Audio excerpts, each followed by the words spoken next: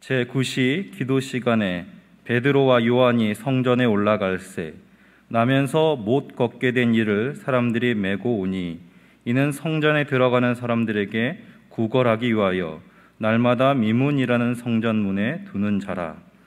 그가 베드로와 요한이 성전에 들어가려 함을 보고 구걸하거늘 베드로가 요한과 더불어 주목하여 이르되 우리를 보라 하니 그가 그들에게 무엇을 얻을까 하여 바라보거늘 베드로가 이르되 은과 금은 내게 없거니와 내게 있는 이것을 내게 주노니 나사렛 예수 그리스도의 이름으로 일어나 걸으라 하고 오른손을 잡아 일으키니 발과 발목이 곧 힘을 얻고 뛰어 서서 걸으며 그들과 함께 성전으로 들어가며 걷기도 하고 뛰기도 하며 하나님을 찬송하니 모든 백성이 그 걷는 것과 하나님을 찬송함을 보고 그가 본래 성전 미문에 앉아 구걸하던 사람인 줄 알고 그에게 일어난 일로 인하여 심히 놀랍게 여기며 놀라니라.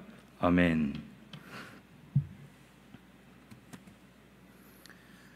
오늘날에는 좀 그런 사건들을 자주 못 듣는 것 같습니다. 주변에 여러 목사님들이나 소식을 또 사역의 소식 내용들을 좀 들어보면은 신유 사역, 그러니까 병을 고치는 사역이라든가 귀신을 쫓아내는 그 축기 사역 이런 것들이 오늘날에는 좀 그런 일들이 있었다는 소식을 잘 못 듣는 것 같아요. 그러나 불과 한 20-30년 전만 하더라도 한국 교회는 그 기도원 운동이 굉장히 부흥하던 시절이 있었죠. 사람들이 병 고침을 받기 위해서 어떤 목사님이 신유 은사가 뛰어나더라라는 그런 소문이 들면은 그 목사님이 계신 교회나 기도원, 그 목사님이 강사로 오는 기도원 같은 경우에는 정말로 발 디딜 틈 없을 정도로 빼곡하게 사람들이 들어서는 그런 시절이 있었습니다. 저도 어려서부터 기도원을 좀 자주 갔었습니다. 모태신앙으로 자랐고 또 그 당시의 문화를 가지고 있는 저는 아직도 기억나는 것이 제가 어렸을 때 집안에 그런 간증 테이프들이 굉장히 많이 있었어요. 천국과 지옥을 체험한 간증이라던가 혹시 아실지 모르지만 그 감리교 원종수 권사님이라고 그런 분들의 간증 테이프를 어려서부터 많이 들었었습니다. 중학교 2학년 때부터는 좀 혼자 기도원을 갔었습니다. 어린 나이잖아요. 그런 나이에 이제 혼자 버스 타고 이제 기도원을 갔었습니다. 파주에 있는 오살리 기도원을 자주 갔었어요. 집회 때마다 정말로 예배당이 꽉꽉 들어찼습니다. 더운 여름에도 정말로 사람들은 그 열기에 굴하지 않고 그 집회 현장에서 어떻게든 병 고침을 받기 위하여 어떻게든 이 애통하는 마음에 하나님의 어떤 위로와 축복을 받기 위하여 사람들이 그렇게 그 기도원을 꽉꽉 들어챘던 그런 시절을 저는 어렸을 때 좀 봤습니다. 물론 사실 그 모든 것들을 제가 경험하지 않고 다 쉽게 판단할 수는 없을 것 같아요. 그렇지만 그 시절의 한국교회가 이 하나님의 사역, 성령의 사역을 너무 좀 오해했었던 것 같습니다. 마치 어떤 신비한 능력과 같이 성령 하나님을 좀 오해했었던 것 같습니다. 그래서 어떤 목사님이 정말 병을 잘 고쳤다, 그 목사님 기도를 해주니까 암이 나았더라, 이런 얘기가 들리면은 정말 그게 하나의 간증거리가 되고 그 목사님 교회가 갑자기 신도수가 늘어나고 그 목사님이 오는 부흥회에 그런 내용들이 어떤 그 목사님의 능력을 대변하는 것처럼 마치 그래서 하나님이 역사하는 것이 아니라 그 사람으로 인해서 어떤 신비한 역사가 일어나는 것처럼 그렇게 좀 비춰졌던 것 같아요. 특히 저도 어렸을 때 그런 얘기를 많이 들었습니다. 방언해야 한다. 방언 못하면 성령을 못 받은 거다. 이런 얘기를 많이 들었습니다. 모태신앙이고 신학을 했기 때문에 어려서부터 이 방언을 못 받으면 성령을 못 받았다는 이 목사님의 말이 마음에 많이 걸렸습니다. 그래서 대학교 이제 신학교를 들어갔을 때에는 하나님 저도 좀 방언을 주세요 하면서 기도원 가서 뜨겁게 기도했던 적이 많습니다. 근데 저는 지금까지 방언을 하지 못합니다. 살면서 한 번도 방언 기도를 해본 적이 없습니다. 그럼 저는 성령을 받지 못한 것일까요? 하나님을 오해하면은, 하나님을 잘못 알게 되면은 신앙에서 누릴 수 있는 유익이, 풍성함이 감소하는 것 같습니다. 물론 그 모든 우리 한국교회 20, 30년 전에 있었던 사역들이 다 잘못됐다라고 평가할 수는 없지만은 정말로 말씀 가운데 역사하신 하나님에 대한 분명한 이해가 바로 서지 않고 어떤 그 한 가지 어떤 현상만을 주목하게 되면은 하나님이 우리에게 주시는 그 풍성한 은혜를 제대로 누릴 수가 없게 되는 것 같아요. 사도행전을 보면은 병자를 고친 사건이나 이 귀신을 쫓아내는 죽기 사역 등의 여러 이적들이 나오죠. 그 시작은 그 2장, 사도행전 2장에서 마가의 다락방 사건을 통하여서 오순절날 성령께서 임하신 그 사건을 통하여서 이제 그것을 기점으로 초대교회는 말씀과 이적들로 인해서 부응하는 그 경험들을 하게 되는 거죠. 예수님이 하셨던 것처럼 사도들이 나가서 복음을 전하고 또 귀신을 쫓아내고 손수건만 얹었더니 병이 고침받는 이런 놀라운 사건들이 이 초대교회 안에 일어나게 됩니다. 그러나 이것을 단순히 성경은 이적이라고 얘기하지 않습니다. 어떤 특별한 능력에 의해서 일어나는 현상이라고 얘기하지 않습니다. 단순히 기적이 아닌 겁니다. 인간이 이해할 수 없는 어떤 신비한 힘에 의해서 일어나는 어떤 사건이 아니다 분명히 이야기합니다. 복음서나 사도행전이나 이 이적을 어떻게 표현하냐면 표적이라고 표현합니다. 표적은 사인입니다. 그것이 목적하는 바가 있는 겁니다. 안내 표지판입니다. 그것이 어디로 향하는 것인지를 보여주는 것이 표적입니다. 이 이적을 통하여서 드러나기를 원하는 뭔가가 있는 것이 표적입니다. 단순히 병고침 받았더라 이런 이야기가 아니라 그 병고침을 통하여서 복음이 전파되더라, 주 예수 그리스도의 이름을 믿더라 하는 것이 목적인 것이죠. 따라서 우리가 오늘 본문을 보면서 특히 우리가 사도행전을 보게 되면서 나타나는 여러 이적들을 볼 때 나도 기도 열심히 해서 좀 나도 이런 병고침을 받았으면 좋겠다, 하나님께서 나에게 좀 이런 기적을 행하셨으면 좋겠다. 물론 그것도 틀린 것은 아니지만은 우리가 확실하게 봐야 할 것은 하나님께서 역사하심을 통하여서 내 삶에 복음이 드러나는 주 예수 그리스도의 이름이 높아지는 일이 목적이 되었으면 좋겠다라고 우리가 그것을 해석할 수 있는 시야가 필요한 것이죠. 우리는 그 여러 이적들을 성경에서 볼 때마다 무엇을 봐야 하냐면은 어떻게 죄인이 아버지 하나님의 그 높고 깊은 사랑을 깨닫게 되는가, 그 이적을 통하여서 하나님이 그 인생 속에 하나님의 그 깊은 사랑을 깨닫게 하시는구나 라고 우리의 시선이 향할 수 있어야 한다는 것입니다. 오늘 본문 1절을 보면은 사도들이 제9시 기도 시간에 성전에 올라갈세라고 이야기합니다. 이스라엘 백성들은 하루 3번 정해진 시간에 기도하는 전통이 있습니다. 모든 유대인들이 이 전통을 지켰어요.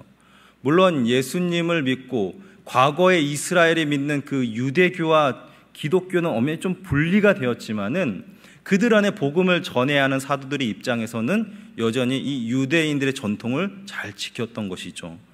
다니엘 같은 경우를 보더라도 다니엘서로 보면 다니엘이 바벨론 포로기에서도 그 예루살렘을 향하여서 하루에 3번 기도하였더라라고 이야기하지 않습니까? 이만큼 이 유대인들에게 이 하루 3번 기도는 굉장히 중요한 시간입니다. 이렇게 하루 3번 기도하는 것이 유대인들의 오랜 전통이었고 사도들도 그 전통에 따라서 기도하러 올라갑니다. 오늘날로 그 시간을 환산하면은 오전 9시경, 정오인 12시경, 오후인 3시경 이렇게 시간을 나눌 수 있는데 지금 베드로와 요한은 제9시, 그러니까 오늘날 시간으로는 오후 3시경에 그 유대인들이 전통적으로 기도하는 시간의 가장 마지막 시간에 지금 성전에 올라가 기도하러 갑니다. 그런데 동시에 또 한 사람이 정해진 시간에 매일 성전에 나와옵니다. 그는 기도하러 오는 것이 아니었죠. 혼자 움직일 수 없는 안진뱅이였습니다. 그렇기 때문에 사람들이 매일 그를 메고 와서 그 자리에 놓고 갑니다. 매일 정해진 시간에 하루도 빠짐없이 반복되게. 성경은 그가 나면서부터 걷지 못하였던 자다라고 이야기합니다. 살면서 한 번도 걷는 것이 무엇인지를 스스로 경험해 보지 못한 자였습니다. 그는 사람들의 도움을 받아 매일 정해진 시간에 성전 앞에 놓여집니다. 그리고 그가 거기서 하는 일은 그곳에 앉아 구걸하는 거였습니다. 성전 입구 앞이라는 공간은 그에게 매우 특별한 공간이었어요. 그곳에서 구걸하는 것은 그의 삶을 유지할 수 있는 유일한 수단이었습니다. 그렇게밖에 그는 살 수가 없었기 때문이죠. 구걸은 안진뱅이인 자신의 인생에 살 수 있는 유일한 수단이었습니다. 최선의 일이었던 것이죠. 구걸에 있어 성전 입구라는 것은 매우 특화된 유익한 자리였어요. 왜냐하면 다른 어떤 것보다도 성전을 왕래하는 사람들이 늘 있었던 곳, 그러니까 여기 앉아만 있어도 사람들을 가장 많이 만날 수 있는 장소였기 때문에 구걸하는 사람 입장에선 최적의 장소였던 것이죠. 2절을 보니까 그 입구를 미문이라고 합니다. 미문이 어떤 문인가 정확하게 알 수는 없지만은 보통 예루살렘 성전의 미문이라 함은 굉장히 화려하고 아름답고 정교한 장식들로 가득 찬 거대한 문을 미문이라고 합니다. 통상적으로 예루살렘은 여러 방향으로 그 성전을 향해서 올라갈 수 있는 길이 있는데 이 미문이 거대하고 화려하고 아름답기 때문에 사람들이 가장 많이 선호하는 문이었습니다. 유대 사회에서는요, 구걸하는 자에게 도움을 주는 것이 사람들이 보기에 칭송받을 일이었기 때문에 기도를 하러 이곳에 드나드는 사람들에게 이 구걸하는 사람이 앞에서 구걸한다는 것은 자신들의 신앙과 믿음을 드러내기에 안성맞춤인 최적의 환경인 것이죠. 정말로 불쌍해서가 아니라도 남들 앞에서 내가 이렇게 하나님을 잘 믿고 있는데, 내가 오늘도 이렇게 빠지지 않고 하나님께 기도하러 왔는데 나의 신앙을 보여주기 위해서라도 이 안진뱅이의 구걸을 외면하지 않을 수. 그러니까 한마디로 이 안진뱅이에게 있어서는 이 장소가 정말 효과적인 자리였던 것이죠. 결국 이 모든 상황은 안진뱅이에게 있어서는 자신의 현재 상황에 맞는 최적의 처방전이라는 것입니다. 비록 안진뱅이지만은 그가 할 수 있는 것은 사실 별로 없었지만은 이 구성은, 지금 이 모든 환경은 그가 살아가기에 최적의 환경을 제공하는 것이죠. 이 안진뱅이가 자신에게 내린 처방은 어떻습니까? 인생의 가장 최하점에서 자신에게 가장 잘 내릴 수 있는 현명한 선택을 했던 것 같습니다. 이렇게 태어났는데 내가 죽지 않는 이상, 내 목숨이 끊어지지 않는 이상 이렇게라도 살아야지. 그가 그 안에 담기는 이 메시지는 이런 내용이었을 것 같아요. 또 안진뱅이를 지나쳐가던 그 수많은 사람들의 태도는 어떠했을까요? 물론 어떤 사람들은 정말로 불쌍해서 그 사람에게 동전을 적선했을 거예요. 그러나 그게 또 하루 이틀이지 매일매일 그 사람이 거기 있다라면은 더 이상 그 동정심도 나타나지 않을 겁니다. 그 사람을 보면서 야, 너 그렇게 태어났으니까 참 불쌍하다 정도가 사람들이 그 안진뱅이를 향해서 내릴 수 있는 최선의 처방전 아니겠습니까? 구걸하는 것이 최선이었듯이 작은 동전이라도 던져드는 것이 최선인 그곳을 지나는 모두가 그 정도가 최선인 상황인 겁니다. 더 나은 것이 없어요. 그냥 안진뱅이에게는 여기서 구걸 받는 것이 자신에게 최선인 것이고, 그곳에 하나님을 예배하러 왔다고 하는 사람들에게도 반복되는 그 안진뱅이의 구걸을 보면서 그냥 불쌍하게 생각하는 정도로 여기는 것이 최선인 상황. 누가 이 주저앉은 인생에게 더 나은 인생을 부여할 수 있었겠습니까? 정말로 마음이 하나님 앞에 깨끗하고 온전해서 내가 이 사람을 그냥 지나칠 수 없겠다, 그를 우리 집에 데려다가 깨끗하게 씻기고 좋은 옷으로 갈아입혀 준다 한들 안진뱅이의 상황은 변하는 것이 아니죠. 그의 인생이 바뀌는 것이 아닙니다. 아무도 손쓸 수 없는 것이죠. 오늘 본문 2절의 표현처럼 그런 나면서부터 걷지 못했던 자였기 때문에 지금 이 상황, 이 상태를 그냥 내가 이거 뭐 받아들이고 못 받아들이고 이렇게 고민할 수 있는 내용이 아닌 겁니다. 그냥 숙명입니다. 그렇게 살아야 하는, 평생 자신이 지고 가야 하는 짐인 것이죠. 헤어나올 수 없는 깊은 수렁 속에 그는 그렇게 살아야 하고 누구도 거기서 꺼내줄 수 없는 그런 인생을 사는 겁니다. 그리고 그는 거지였습니다. 너무나 당연한 것이겠죠. 나면서 불구였기에 그에게 삶을 제대로 살아볼 기회가 있었겠습니까? 살기 위해서 그가 할 수 있는 유일한 것은 구걸하는 것이었는데 그가 더 나은 어떤 평범한 삶을 살 수 없었겠죠. 거지였습니다. 심지어 그것조차도 스스로 할 수가 없었죠. 도와주는 협력자가 있어야 돼요. 날마다 아침마다 사람들이 기도하는 그 시간에 맞춰서 나를 여기다 옮겨다 주는, 도와주는 협력자가 없으면 그것조차도 할 수 없는 불쌍한 인생인 것이죠. 한마디로 인간의 가장 나약한 상태입니다. 인간의 가장 비참한 상태인 겁니다. 바로 이 안진뱅이의 모습입니다. 그를 돕는 이들이 날마다 미문이라는 성전문에 그를 두었습니다. 성전에 들어가며 나가는 사람들에게 구걸하는 것 말고는 할 수 없다는 이 사실이 사실 얼마나 비참합니까? 그러나 그것을 그냥 숙명으로 받아들이고 살아야 하는 것이죠. 미문이라 하는 그곳에 많은 사람들이 모여 있었지만은 그 누구도 이 안진뱅이만큼 비참한 인생은 없었을 겁니다. 하나님 앞에 자신의 아픔을 해소하기 위해서 하나님 어떤 기도의 간구가 있어서 오는 사람이라 할지라도 이 안진뱅이만큼 그 마음에 억울함, 한이 가득한 인생이 없었을 겁니다. 그러나 가장 중요한 것은요, 사람 앞에 그가 어떻게 비춰지는가가 아니라 하나님 앞에 그가 어떻게 비춰지는 인생인가 하는 것이 중요한 것이죠. 사람들은 그를 지나가는 모습으로 동정할지는 몰라도 하나님은 정말로 그를 불쌍하게 여기셨던 것 같아요. 오늘 본문이 주목하는 곳 있는 것이 바로 이것입니다. 하나님 앞에 안진뱅이는 가장 불쌍한 자였다. 하나님을 예배하는 그 성전에 많은 사람들이 오갔지만 정작 그를 주목했던 것은 그 여러 하나님을 예배하겠다, 하나님을 잘 믿겠다 하는 사람들이 아니라 예수의 이름을 전하는 사도들이었다는 겁니다. 4절을 보면은 베드로가 요한과 더불어 주목하여 이르되, 많은 사람들이 그를 지나가는 풍경으로 생각할 때 사도는 그 안진뱅이를 주목하였습니다.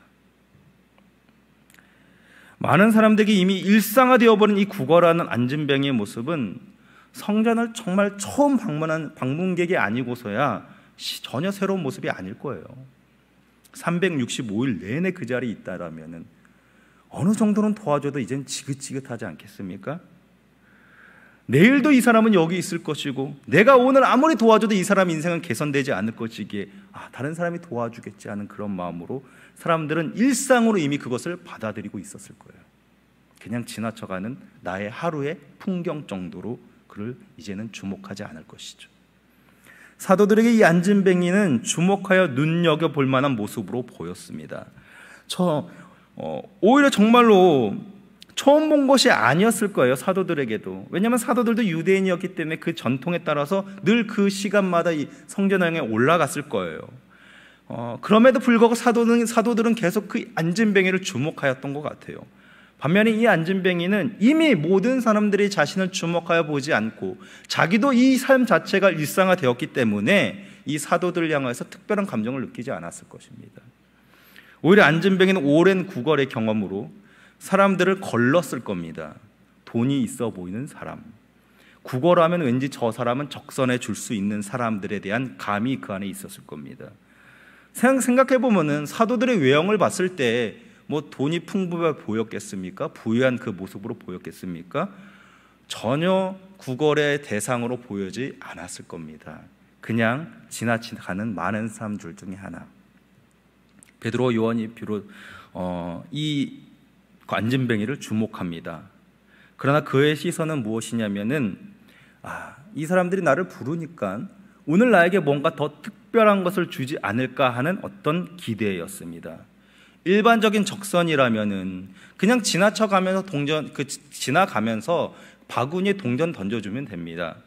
그런데 불렀다는 것은 어떤 특별한 것에 대한 기대를 할 만한 충분한 요소가 있는 것이죠. 무언가 이 사람들이 나를 좀 특별하게 봤으니까 무언가 나에게 더 많은 것을 주지 않을까? 내가 오늘 하루 종일 구걸해도 채울 수 없는 나의 어떤 그 금액에 이 사람들이 오늘 하루에 나의 적선의 모든 양을 채워줄 수 있는 뭔가를 주지 않을까라는 그 기대. 많은 사람들이 매일 정해진 시간마다 기도하기 위해 나름의 최선으로 정말로 잘 차려입고 성전에 오르지만 성전에 나오지만은 정작 굶주리고 헐벗은 자, 성경에서 말하는 약자들은 성전에 없는 것입니다. 그들이 매일 쉬지 않고 하나님께 나와 예배하는 내용들이 무엇인지는 알 수 없겠지만은 평생 구걸이나 하는 이 안진뱅이는 성전 안에 들어갈 수가 없죠. 그 앞에 앉아서 구걸하는 정말 풍경과 같은 그냥 하루의 일상의 모습. 정말 그들은 무슨 내용을 가지고 기도했을까? 성전에 올라가서 정말 그들은 어떤 열망을 가지고 하나님 앞에 나와 예배했을까? 궁금하지 않습니까? 우리도 충분히 그렇게 될 수 있죠. 예배조차도 우리의 신앙조차도 익숙한 풍경이 되어버릴 수 있습니다. 이 말라기서를 보면은 하나님께서 그렇게 형식으로 하나님을 예배하는 이스라엘 백성들을 향해서 이렇게 말합니다. 말라기 1장 10절을 보면요, 만군의 여호와가 이르노라 너희가 내 제단 위에 헛되이 불사르지 못하게 하기 위하여 너희 중에 성전 문을 닫을 자가 있었으면 좋겠도다. 하나님께서 이 형식의 일상화된 풍경화된 이 삶으로 신앙하는 자들을 향하여서 그들의 예배를 이렇게 평가하고 있습니다. 하나님은 자신을 향하여 가난한 마음을 가진 자들, 도움을 받을 길이 없어 마음이 슬픈 자들, 의지할 모든 것이 사라져서 전적으로 누군가의 도움이 있어야만 살아갈 수 있는 자들에게 그 마음의 깊은 아픔을 보시고 그 사람을 주목하여 바라보십니다. 그것이 심령이 가난한 자들입니다. 하나님의 도움 없이는 살아갈 수 없는 자들. 그러나 마치 우리가 하나님을 믿는다는 것이 익숙한 풍경이 되어버리면요, 강도 만난 이웃을 보고도 나는 제사장이기 때문에, 나는 레위인이기 때문에 저 사람을 도울 수 없다라는 그 핑계 속에서 그 자리를 이탈해간 그 모습처럼 우리가 살아갈 수 있다는 것을 우리가 주의하면서 생각을 해봐야 하는 것입니다. 성도 여러분, 오늘 여러분의 신앙은 어떤 모습입니까? 여러분이 하나님을 믿는 모습은 어떤 내용들로 가득 차 있습니까? 우리는 우리 안에서 이런 모습들을 한번 되새겨 봐야 합니다. 우리 또한 하나님 앞에 참 불쌍하고 비참한 자였다는 사실을 잊지 않아야 합니다. 내가 영적인 안진뱅이였다는 사실, 내가 예수를 몰랐다면 평생 그렇게 영적인 어둠 속에 휩싸여 있을 수밖에 없었다는 그 불쌍한 인생이었던 사실을 우리가 한시도 잊으면 안 된다는 것입니다. 어느덧 예수라는 이름이 익숙해지고 복음이 더 이상 우리의 마음을 뜨겁게 하지 못하는 그 일상 속에서 우리가 기억해야 할 것은 평생 그렇게 영적으로 가난한 삶, 도저히 살 소망이 없는 불쌍한 인생이었던 내가 어떻게 오늘 하나님을 예배하는 자로서 새 생명을 얻었는지를 늘 되새김질하면서 기억해야 하는 것입니다. 이 안진뱅이는 여느 때와 다름없이 다른 사람들에게 그랬던 것처럼 성전에 들어가는 베드로와 요한에게 구걸하였습니다. 습관적인 행동이었죠. 그가 오늘 베드로와 요한에게 기대한 것은 그냥 작은 동전 한 푼이라도 던져주면 감사하다는 것이었어요. 오늘을, 그래서 내일을 여태 그랬던 것처럼 그렇게 그냥 살아가는 것이 최선인 상황이었죠. 그도 자신에 대해서 그런 처방을 내렸고 그를 지나치는 수많은 사람들도 그런 시선으로 그를 바라볼 뿐이었어요.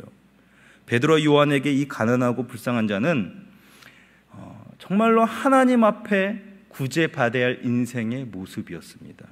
비록 그가 원하는 물질적 도움을 제공할 능력이 이 사도들에게는 없었지만 말이죠.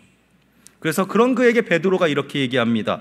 은과 금은 내게 없으니 너에게 내가 줄 수 있는 물질적 도움은 하나도 없다. 자신을 부르는 그 소리에 한 푼이라도 더 얻을 수 있는 기대감 속에서 사도를 바라봤지만 은과 금은 내게 없다는 그 말은 그의 기대를 꺾기에 충분한 말이었죠.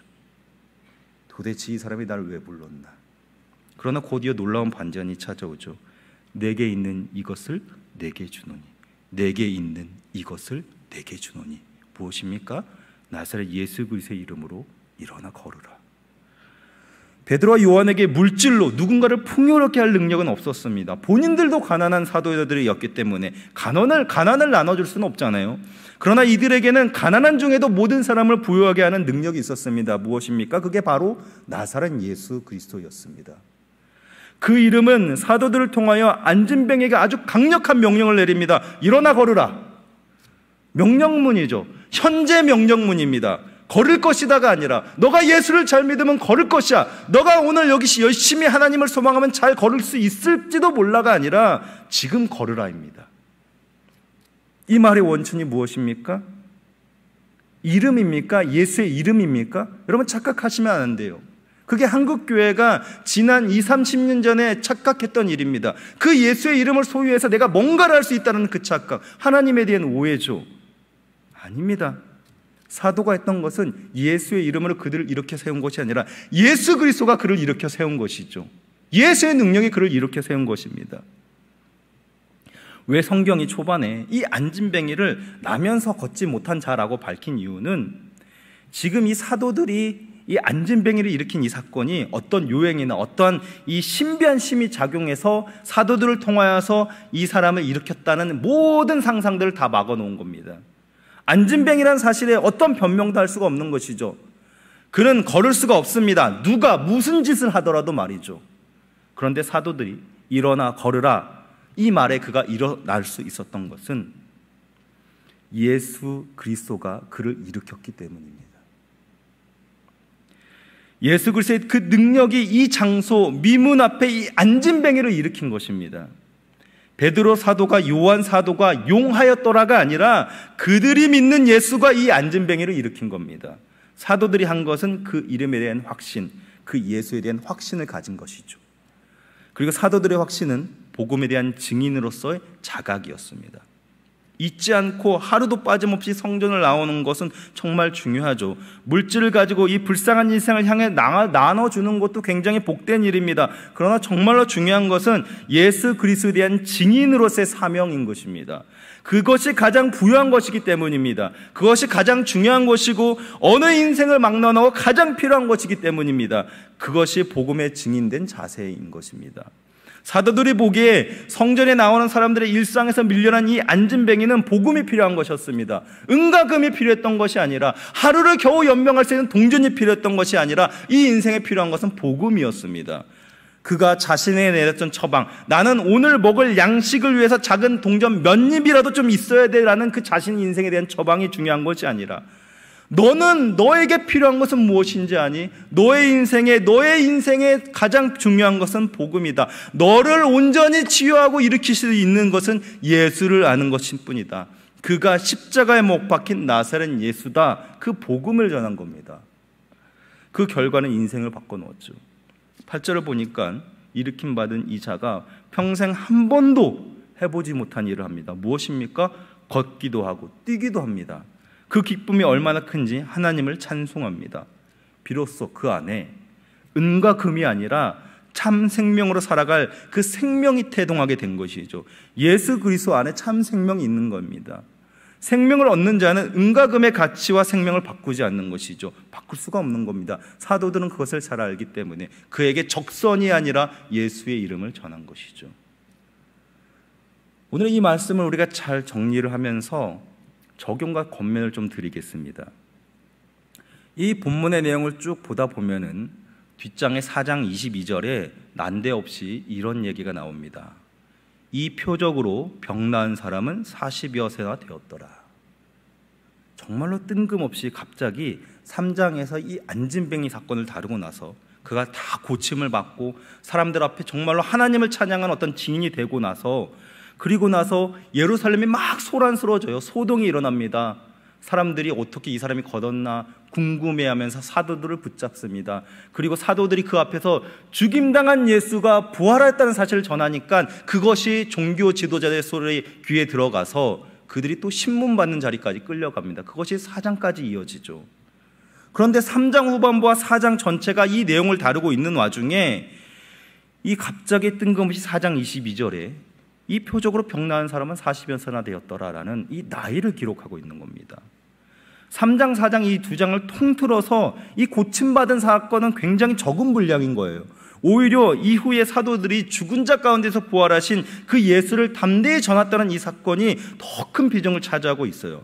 그러니까 이 사건, 3장과 4장, 그리고 이 안진뱅이를 일으킨 사건의 이 핵심은 뭡니까? 복음을 전하기 위한 사건이다. 안진뱅이가 고침을 받았다가 아니라 예수, 죽은 자 가운데서 부활하신 예수가 너희에게 참 생명이 된다는 그 내용을 전하기 위해서 지금 이 사건이 있는 거예요. 그리고 그 모든 과정이 끝나고 나서 4장 22절을 보니까 이것을 뭐라고 표현합니까? 이 표적은 이적이 아닌 겁니다. 그냥 어떤 기적이 아니에요. 표적입니다. 표적. 이 표적은 하면서 얘기합니다. 무슨 얘기입니까? 이 사람을 통하여 복음이 들어간 겁니다. 이 사람 인생에 예수 그리스도를 알게 되는 것이죠. 그런데 정말 생뚱맞게도 갑자기 그 뒤에서 나이가 40여 세나 되었더라라고 얘기를 해요. 그러니까 이 문장이 굉장히 고민이 되었어요. 이미 고침을 받았고 이미 예수 그리스도에 대한 복음의 전파가 만인들 앞에서 다 이루어졌는데 왜 갑자기 성경은 끝에 이 사건의 말미에 이 사람의 나이를 기록했을까? 이해가 되지 않았습니다. 좀 곰곰이 고민을 해봤습니다. 그러다 좀 한 가지 깨달은 사실이 있습니다. 잠시 제 아버지 얘기를 좀 해드리면은 저희 아버지는 53년생 전라도 전주 출신이세요. 땅 많은 집에서 장남으로 태어났습니다. 그러니까 지주의 아들로 태어나다 보니까 어려서 큰 고생을 안 하셨죠. 지주의 집안에서 태어난 자식들이 대부분 변변치 않았어요. 그러니까 뭐 평생 먹고 놀고 살 수 있으니까 얼마나 노력을 하겠습니까? 제사 드리는 집안이었습니다. 그러다가 아버지가 어머니를 만났는데 저희 어머니는 3대째 기독교 집안이었죠. 그렇게 어머니가 시집살이 하면서 어렵게 이 집안을 기독교 집안으로 바꿔놓으셨어요. 집사가 되었죠. 그럼 여러분, 직분을 받는다고 해서 내가 이제 예수를 믿겠노라 한다고 해서 그 인생이 단번에 예수를 잘 믿는 삶으로 바뀌지는 않습니다. 시간이 오래 걸리죠. 믿음이 숙성되기까지는. 긴 인생 속에서 아버지가 정말로 하나님을 제대로 믿는 그리스도 안에서 다시 새 생명을 얻는 자로 태어나기까지는 정말 오랜 시간이 걸렸습니다. 지금은 교회에서 장로로 직분을 섬기고 계시지만은 정말로 하나님께서 아버지의 인생 속에서 신앙인으로 거듭나기 위해서 많은 고난을 주셨습니다. 많은 실패를 주셨고 많은 어려움을 주셨습니다. 평생 정말로 저는 살면서 제 방을 가져본 적이 없었습니다. 가난한 집의 아들로 아버지가 이미 분가해서 그렇게 하나님의 어떤 여러 어려움 속에서 그 신앙의 그 시련을 받았을 때에는 저희 집은 이미 굉장히 쪽박을 찬 상태였어요. 재산이 아무것도 없는 빚진 인생이었습니다. 그런 집에서 이제 저는 태어났고 살면서 제가 결혼하기 전까지 제 방을 가져본 적이 없을 정도로 작은 집에서 항상 그렇게 임대 아파트를 전전하며 살았었습니다. 불과 정말로 부모님들이 이제는 좀 살만해졌다라고 하는 게 한 5, 6년 정도밖에 되지 않아요. 그러니까 53년생, 60 중반을 정도 되는 나이에 불과 정말로 인생의 어떤 조금 괜찮게 살아볼 만한 나이가 정말 후반기에 찾아온 겁니다. 평생 어렵게 일을 하셨습니다. 아버지는 원래 도자기를 만드는 공예를 전공을 하셨어요. 대학에서. 그게 실패를 했죠. 그러다가 지금은 아버지는 공사 현장에서 작은 하청업체를 운영하고 계십니다. 같은 흙을 만드는 거지만 인생이 너무 판이하게 다르잖아요. 그래도 어느덧 사장이라는 소리를 들을 정도로 자리를 나름 잡았습니다. 그렇게 힘들게 일하고 이제는 회사 직원도 생기고 해서 아버지가 여름에 또 겨울에 교회에서 하는 단기 선교를 가지기 시작을 했습니다. 여유가 좀 생기신 거죠. 아버지가 취미생활로 색소폰을 보시는데 단기 선교를 미얀마로 가셨을 때 그 지역의 아이들에게 좀 가르쳐주고 싶어서 색소폰을 열심히 배웠습니다. 연습했고 또 찾아가서 아이들에게 공연도 하고 막 그랬습니다. 그렇게 단기 선교를 가시고 나서 온 다음에 저에게 그런 말을 했습니다. 이 한국 사람들, 그들의 눈엔 부유한 사람들이죠. 와서 그렇게 여러 공연들을 하고 그렇게 어떤 삶의 모습들을 보여주고 또 정을 나누고 하는 모습들, 그렇게 마음을 열고 정말로 그렇게 자신에게 손을 내밀어 다가오는 그 아이들의 모습을 보면서 자신의 어렸을 때 모습이 보였다고 합니다. 어렸을 때 미군들을 보면서 미군들이 지나갈 때마다 김미더 초콜릿, 그 초콜릿 달라고 외치던 그 자신의 모습이 보였다고 하더라고요. 그러면서 세월이 지나서 내가 이제 환갑이 넘었는데 내가 이제는 그 남의 나라의 그 어린 아이들을 보면서 내 안에 그 어렸을 때 그 불우하고 그 가난한 그 한국의 그 가난한 시절의 그 자신의 모습이 보인 것이죠. 여기까지 오는데 얼마나 많은 시간이 걸렸는가. 하나님께서 나를 만나주시고 내가 한 사람의 성숙한 그리스도인이 될 때까지 그 많은 수십 년의 인생의 여정 끝에 내가 이제서야 하나님의 사랑을 정말로 알겠노라고 아버지가 얘기하시는 거죠. 시간은 인생을 기다려주지 않죠. 더 정확히 이야기하면 세상 그 어느 것도 나라는 존재를 기다려주지 않습니다. 그러나 하나님은 영원 전부터 나를 아시고 나를 기억하셔서 나의 전생의 모든 시간 속에서 기다려주시고 만나주십니다. 여기 성전 미문 앞에 앉아있는 이 안진뱅이, 태어날 때부터 실패자라는 딱지를 붙이고 태어난 사람, 처참하게 박살난 인생으로 살아간 자, 남의 도움 없이는 어떤 방편도 없는 그런 인생이지만 정작 그가 받았던 도움은 간헐적 도움뿐이었죠.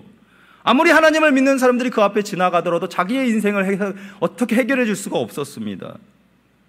그에게 필요한 것은 그냥 오늘 하루도 연명할 수 있는 동전 몇 푼이었지만 하나님 보시기에 그가 살 수 있는 길은 예수 그리스도를 믿는 것이었죠. 하나님은 40여 년 동안 그의 인생에 예수 그리스도가 믿어지기를, 그의 인생에 복음이 심어지기를 그 오랜 시간 동안에 그를 기다리셨던 것이죠. 때로는 하나님께서는 인내하심으로 그가 그 미문 앞에 많은 사람들의 눈에서 거부당하는 그 현실을 보면서 아파하시면서 하나님은 그 미문이란 현장에 그 안진뱅이와 함께 그 자리에서 그를 기다리셨고 계셨던 겁니다. 이 안진뱅이의 모습에게서 오늘 우리 인간의 모습이 보입니다. 겉으로는 모두 멀쩡하게 걸어다니는 것 같지만은 영적으로 우리 모두는 하나님의 구원의 손길 없이는 도무지 살 수 없는 영적인 안진뱅이들입니다. 하나님께서 우리에게 참 생명을 주시기 위해서 우리를 인내하시고 참으시면서 또 때로는 삶의 고통과 아픔이라는 그 현장에서 함께 우리와 계시면서 우리의 비명지르는 그 소리를 들으시고 우리가 아파 눈물 흘리는 그 모습을 보시면서 함께 하심으로 마침내 우리에게 그 예수 그리스도라는 생명, 참 생명을 전달하셨던 그 역사가 일어났던 것처럼 우리가 하나님을 아버지라 부르게 되는 이 모든 사건 이전에 사실 우리는 이렇게 영적인 안진병이었던 것입니다. 도무지 하나님의 도움 없이는 살 수 없는 인생이었던 것이죠. 성경은 인간을 무력하게 만드는 모든 문제를 설명할 때 그것이 바로 죄라고 이야기합니다. 돈이 없어서 인생이 무력한 게 아닙니다. 은과 금이 없어서 인생이 무력한 것이 아니라 성경은 죄 때문에 인생이 무력해진다고 얘기합니다. 이 안진뱅이를 집중하여 보십시오. 이 거지, 나면서 걷지 못한 자, 그러나 그는 먹을 수 있죠. 마실 수도 있습니다. 이야기할 수도 있습니다. 손도 사용할 수 있죠. 그러나 가장 중요한 것은 걸을 수 없다는 것뿐이에요. 근데 그 한 가지가 그 인생의 가장 큰 비극이었죠. 다른 모든 것을 할 수 있어도 걸을 수 없다는 그 한 가지로 그의 인생은 그냥 비극입니다. 그 결점으로 그 인생은 쓸모없는 인생이 된 것이죠. 인간은 참된 삶에서 마비가 되었습니다. 본질상 충만한 삶을 살 수 없습니다. 우리의 자구적인 노력으로는 말이죠. 우리가 겉으로는 즐겁고 활기 있고 때로는 세상에서 오는 것들이 나의 삶을 어떻게 충족시켜줄 수 있을 거라 느끼고 기대할 수 있을지는 모르겠지만 분명한 사실은 예수가 없다면 살아도 산 것이 아닙니다. 가져도 가진 것이 아닌 영원한 마비 속에 있는 겁니다. 영원한 결핍이 그 안에 있는 것입니다. 이것을 기억해야 합니다. 성도는 이 결핍과 마비된 세상의 모습을 제대로 진단할 수 있어야 하는 겁니다. 금과 은이 모두 결핍되어서 내 인생이 정말로 금과 은이 없어서 망하는 것 같아 보이는 그 세상의 발언 앞에서 우리는 나무에 달려 죽은 예수 그리스도가 우리를 충만하게 한다, 우리를 채워준다라고 말할 수 있는 삶을 살아야 하는 것이죠. 은과 금 그리고 나사렛 예수의 이름이란 이것은 전혀 상관없는 두 가지 같아요. 본질상 완전히 다른 이야기 같아 보이나 실상은 무엇으로 충만할 수 있나라는 이 이야기 속에서는 이 두 가지는 갈림길에 서 있는 겁니다. 무엇으로 만족할 수 있는가? 무엇으로 진정한 자유를 얻을 수 있는가라는 그 질문 앞에 세상은 은과 금이라고 얘기하지만 우리는, 성도는 무엇으로 얘기합니까? 나사렛 예수다, 이렇게 얘기하는 것이죠. 그리고 저 세상에서 여전히 어둠의 권세 잡혀 죽어가는 영적인 안진뱅이들을 향하여서 우리는 주 예수가 너희를 낫게 하기 위하여 십자가 앞에서 상함을 받았다, 십자가 앞에서 저주받아 죽었다라는 것을 말할 수 있어야 하는 것입니다.